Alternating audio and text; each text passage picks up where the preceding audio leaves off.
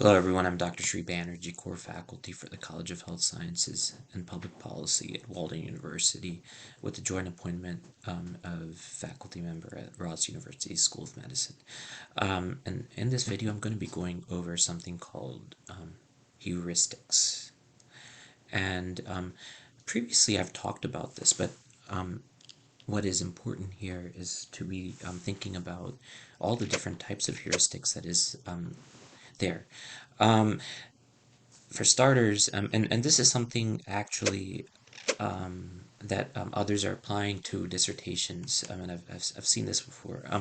So it's very important to get this right.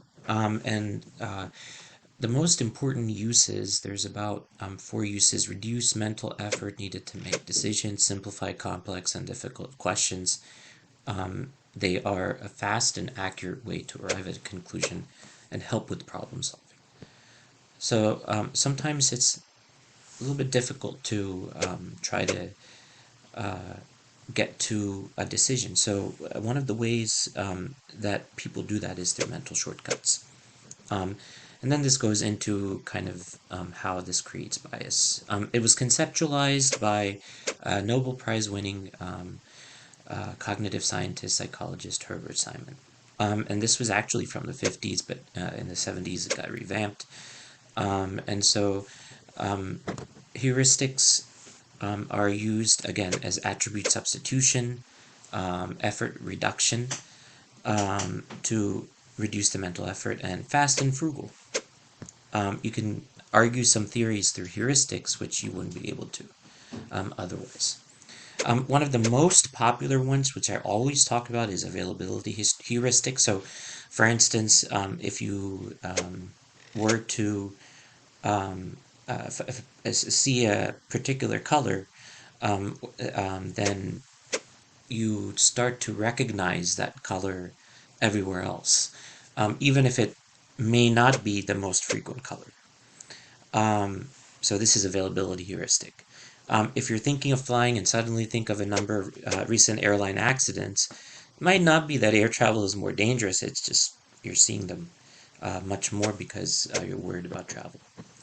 Then there's familiarity heuristic, where people kind of gravitate towards what's familiar, even if a transitory new environment or may bring additional benefits. So that's familiarity heuristic.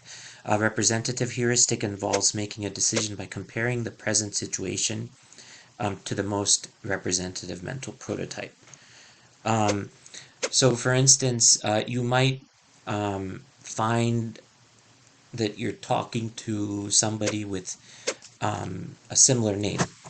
And so you might assume that the person that you know with that name also would have the same demeanor, but sometimes, or many times, that is not an indication of the specific person's how they are.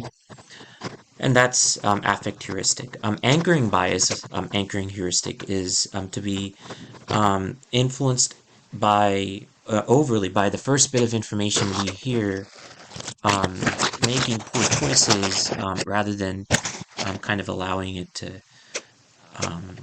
simmer before making choices. Then there's scarcity heuristic, where it's a principle. We view things that are scarce or less available as inherently more valuable. The scarcity heuristic is one that's used by marketers.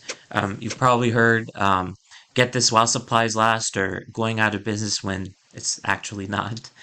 And then trial and error. Of course, this is something we use in everyday life, whether it's, in this example, video games, or if you're coding.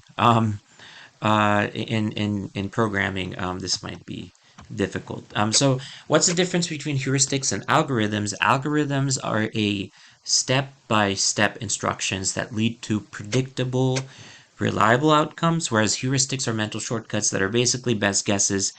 Algorithms are more systematic and have outcomes. There can also contribute, heuristics can also contribute to stereotypes and prejudice. So it's really understanding these mental shortcuts and how to kind of get around them. Some of them, some of them are helpful. So slow down, identify the goal, process your emotions, recognize all or nothing thinking, which sometimes is not beneficial. There's oftentimes, many times, multiple options. Um, uh, get beyond the two types of thinking. There always, or many times, is a third option. So this is kind of everything that there is to know about heuristics. Thank you for listening.